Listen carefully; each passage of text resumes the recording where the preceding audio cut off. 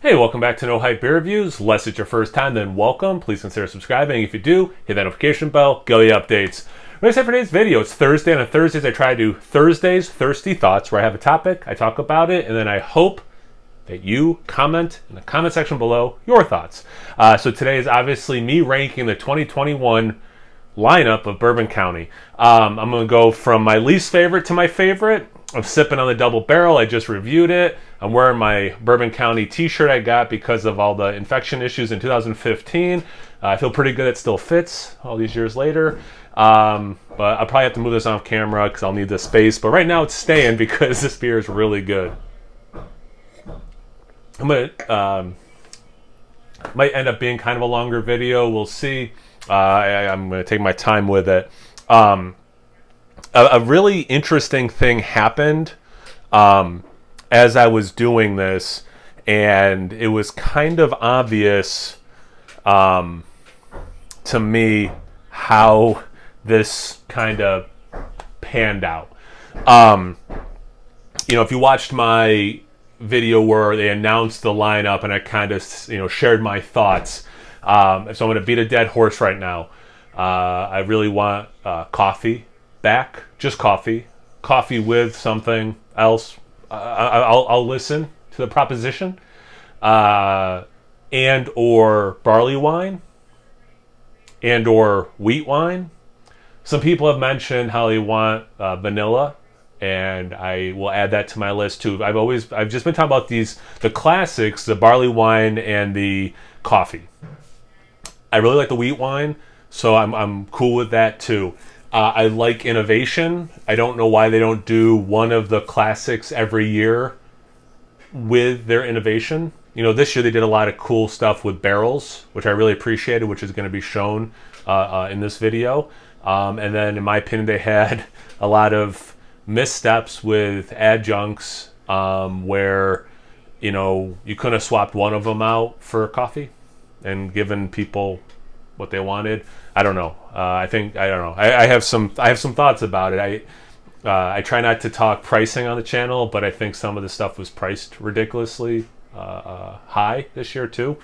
Anyway, let's get into my ranking, and maybe I'll keep. It's kind of like I feel like in my mind I'm doing a live stream, but I don't have people commenting in real time to build off of. So again, like really hoping people chime in. It can be about your ranking, it can be about my ranking. It can just be like, yeah, I thought this one was priced great and this one was priced poorly or whatever. Everything. Just put in comments. I love these conversations that these videos can foster. This is probably a great one. One of the ones that you're probably hoping to see last if you haven't had a chance to get it, because it's arguably one of the hardest ones, if not the hardest one to find. The prop. It's geographically challenging to get without trading or knowing someone who will hook you up. I'm not mad at what they were going for with this. You can get a nice berry character out of a big stout like a Bourbon County. This has that strawberry. It has some coconut. Huge fan. I'd also, I know I did my little spiel already. I would be cool with a relatively coconut forward variant that maybe just has coconut in it, or coconut and cacao nibs. I'd also be, just the variants I would want in replacement of what we got. But anyway, the strawberry was too much, and like this would have been, if I had this in a flight, like if I was at the brewery, which I got to do a few years ago. I was in Chicago and was able to do like a flight size pour of this. I would have been happy. A whole bottle, just the strawberry, it was everything. And this is my issue and kind of what I'm going back to with what I want to see with adjuncts. This took away from the base. Like, if you're going to add an adjunct, I want it to be at least as good of a drinking experience, if not better. And I think if you added just cacao nibs, it would be better. Again, if executed correctly. Vanilla, adding. Coffee, adding. And again, if those were done correctly. This one, you took away from the base. And that sucks. So that's kind of, it was too much strawberry. I like the swing. I get it. I think the prop is a great place to do the adjunct stuff. So even though I'm putting this last, I'm not mad that they do these, like, been doing these like dessert inspired ones the last couple of years. I'm not mad at that. This is where you do that. Totally fine with that. Okay. This one I bought 2 bottles. The next one I bought 2 bottles, and I sent one to my friend Chris, and reviewed the other one because I could only get 2 in the area, and I only really wanted one. I maybe if I didn't send it to him, would have kept the other one to see if age did anything with it. But I actually got rid of the bottle, so this is kind of goofy. I don't have any soda, so I have a ginger beer. So this is in place. I have all the bottles for the other ones. I just forgot to keep the bottle. The cola. Let me say this. When I did my lineup, what I think of it, back in the summer, I think it was, maybe August, that video, like when they announced it, is maybe when I made that video. I was just crapping on the idea of a cola one. And it worked better than I thought it would. If it was chai, like if they took some stuff away and just kind of went with a chai style, because I got a lot of chai notes in it, they must have put some cinnamon in there. It said spices. Some of the citrus was a little much for me, and they've done orange well. That orange, midnight orange, I thought was quite good. You know, like they've done citrus well in these beers, so fair enough. But, and then I did finally, after enough sips, get a little bit of that Jack and Coke vibe. But like, it just didn't quite hit for me. So like I was saying about the prop, it took away from the base to me. Like you put all these adjuncts, and again, I'm trying to talk price too much. It was almost twice the price, and it wasn't as good. This doesn't check out. You got a pretty crazy adjuncted one. You got another pretty crazy adjuncted one. One of those couldn't have been a more traditional one. Keeping with the theme was the 14. I liked the cinnamon in this. I know for some people the cinnamon was too much. I liked the cinnamon in this. That's why I put it over the other 2. If I'm being honest, these 2 could probably be swapped depending on my memory. At the moment, if I did them side by side, I could maybe see the cola. It was relatively close is what I mean. I would not have swapped these. These ones were pretty close. It's not going to be the only one I say this either. I like that they took a successful prop. And again, I'm all for experimentation here. And kind of rebrewed it. I like that it had some different barrel aging, which was cool. It had that cassia bark. The cacao nibs, I think... I guess this is what this one boils down to, and why in this moment I'm putting it over these 2. I think the adjuncts worked better in this beer than these 2. The coconut water I thought was cool. Added a different kind of coconut vibe, which I really appreciated. The dark chocolate, the cacao nibs were needed to kind of help balance some of the...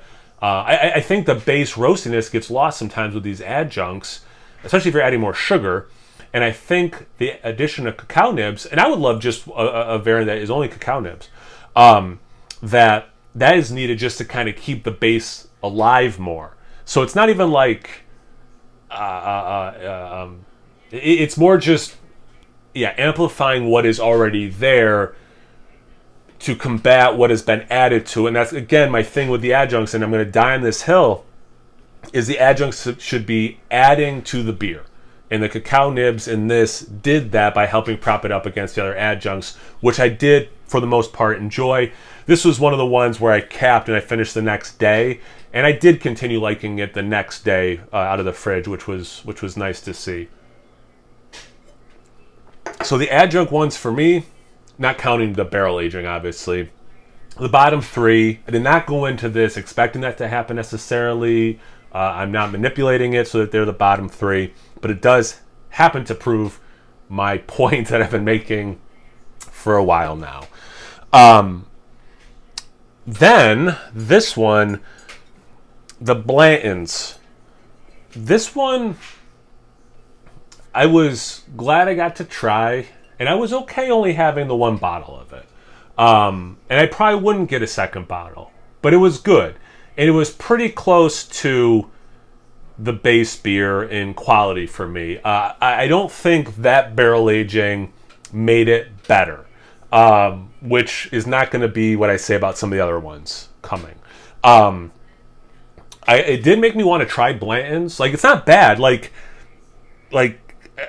know it's weird to say. The price point and the flavor is why I'm cool that I got one. Okay. If you didn't watch that review, you don't know anything about it, came with this cool little sleeve. After this is where some people are going to disagree. The cherry wood. This one was so close to the base for me. It's a little drier and a little bit more woody. So I think what this boils down to is I like sweet things. I like dry things too, but I typically like sweeter things. I need to phrase this better, but like I'm all sweet teeth. You have a sweet tooth. All of my teeth in my head are sweet tooths. So I like things a little sweeter. If you like Bourbon County, but you wish it was a little drier, maybe a little bit more woody, this is the beer for you. For example, I know like the Nerd Sense guys, they like this one better than the base. It is so close to me. Like this one was so close, but because I like the sweeter things, that's why I put the base here. I will say this. This is probably the weakest base I've ever had. Going back to, I think the oldest one I've ever had is 2012. I know for a fact I've had 2012 through 2021. Like I know I've had all of those many times. 2012 was the first time I saw it in my market. When I bought a bunch, I think I still have one or two on the shelf even. That's a lot of years. I still liked it. Do not misunderstand me. I still liked it. But I think this was the weakest one I've ever had. But it's still good. Don't get me wrong. It's still good. All right. So here's where, again, I could probably swap these out. And I know it's so goofy. I didn't save the cola. I can't believe I did that. Such a rookie mistake. This is where I could probably switch it out. Even though I'm drinking this one right now, the double. It's so good. It's so good. You see me, now that's in my mind that I have some next to me, I want to take another sip. It's so good. It's expressive in the double barrel aging. The fact that they're... I want to try these bourbons, especially that toasted one. It's adding so much character. And like I was saying about the adjuncts taking away from the base beer, you are adding. How the Blantons I liked, but I didn't like it as much. To me, it wasn't as good as the blended base. The cherry wood I liked. I liked the extra cherry wood. It just was a little drier for me. I went with this one. This one, the double barrel aging, actually made the base better. It actually increased my experience. Now, if you want to talk money, was it 4 times better because it cost 4 times? It's a separate conversation. I'm not going to tell you how to spend your money. But that one was actually better than the base. The barrel aging, it's just so good. The caramel, without the extra sweetness, like the taste of caramel, the taste of that burnt sugar, without the extra sweetness there, because of the barrel aging, the double barrel aging, and the time, like toasted marshmallow. And again, I could probably swap it out for this one. I just thought this 150... I don't know. I thought that was phenomenal. I mean, I really, man, that beer hit me. I don't know if it was just the right beer for the right day or what. But that 150 I thought was the best of the lineup. But ask me tomorrow, maybe I'm switching these two out. I don't know. It's really, if I'm being honest, really close. Same thing with the double, and not quite true with the Blantons. The different barrel. It made all the difference. It made all the difference to me. It's such a good representation for what this beer should and could be. These are as good as anything I've ever had Bourbon County wise. Okay, so there's that. Just like a quick little recap, or not recap, a little extra. So I'm making a second video, and I did my ranking. I've kind of talked about some of the things that annoyed me this year. And I hate being negative. If you watch a lot of my reviews, I do typically like the beers I'm drinking. I'm a relatively easy palate to please. But yeah, this was a very weak year for me, in my opinion, for Bourbon County. To have such adjunct heavy, to have three such adjunct heavy variants that just didn't land that hard. I don't have any delusions of grandeur like anyone at Gusano watches my videos, but like I do as a consumer appreciate swinging for the fences. But you gave me 3 beers that had a lot of adjuncts. I would much prefer 2 and a coffee, or 2 and bring back the barley wine, or 2 and bring back the wheat wine, whatever. I'm a huge fan, just to be positive, I'm a huge fan of the using the different barrels. I really liked that. Like I really liked that different barrel idea. Or like last year, how they also, like, without saying anything, they had the 3 different barrels that they blend for the regular, releasing those as singles. I only got to try one, right? I think just the one. And it was, you could tell a difference, which was such a cool experience. I love that. Like, in my perfect world, they'd release a 4-pack, and they have the blended one, and then they have a bottle of each of the other 3. Was it Buffalo Trace, Heaven Hills, and whatever I can't think of the third. I would love that. That would be like the perfect, my perfect lineup. How about that? How about that as a topic that you could also comment on? My perfect lineup. Prop goes big. You give me one other crazy adjuncted one that's easier to find than the prop is. You give me just one of the classics, and I'll include the wheat wine. I'll include a vanilla. I'll include cacao, and I'll include coconut. Give me one of those every year. Give me that 4-pack. Put it in nice packaging. Upcharge me $5 because they're all together. Whatever, I get it. And then give me 1 or 2 of either the different barreling or the different like wood and barreling. I would be super happy with that. I know a couple people, including Matt at Massive Beer Reviews, are trying to do like longer format videos sometimes. I just had a comment today saying, hey, you ever thought about doing some longer format videos?